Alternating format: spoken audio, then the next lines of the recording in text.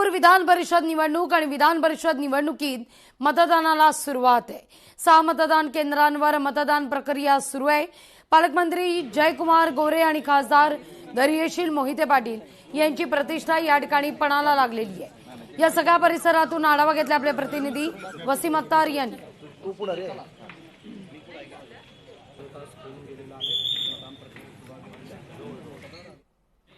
सोलापूरच्या विधान परिषदेच्या निवडणुकीच्या मतदानाला जे आहे ते या ठिकाणी सुरुवात झाल्याचं आपल्याला पाहायला मिळतंय। आपण सध्या सोलापुरातील मतदान केंद्रावरती आहोत आणि या ठिकाणी मतदार राजा जो आहे ते या ठिकाणी असल्याचं आपल्याला पाहायला मिळतंय। एकंदरीत पाहिलं गेलं तर मतमोजणी जे आहे ते सकाळी 8 वाजल्यापासून जे आहे ते सुरू झालेले आहे। एकंदरीतच पाहिलं गेलं तर सोलापूर विधान परिषदेसाठी महायुतीकडून माजी आमदार राजेंद्र राऊत तर महाविकास आघाडीकडून वसंतराव देशमुख यांच्यात लढत जे आहे ते होताना आपल्याला पाहायला मिळते।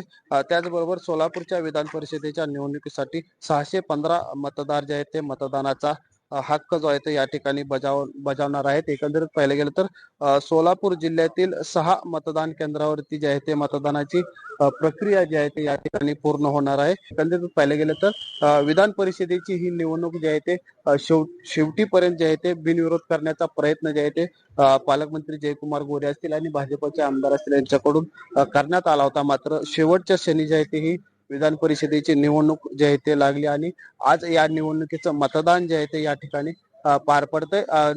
निवडणुकीची प्रक्रिया सुरू झाल्यानंतर जे आहे ते या ठिकाणी मतदार राजा जो आहे तो मतदानासाठी मोठी गर्दी देखील जी आहे ते या ठिकाणी केल्याचं आपल्याला पाहायला मिळते। त्याचबरोबर या ठिकाणी कुठलाही अनुचित प्रकार घडू नये यासाठी पोलिसांचा चोख बंदोबस्त देखील आहे तो या ठिकाणी लावण्यात आल्याचं आपल्याला पाहायला मिळत आहे।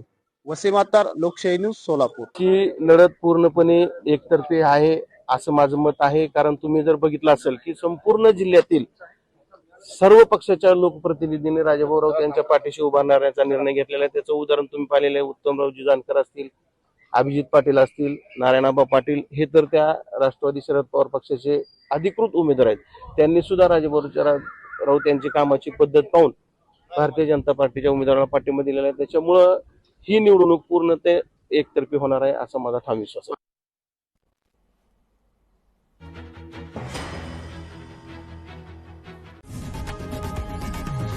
लोकशाही मराठी ऐका, पहा, जागरूक रहा।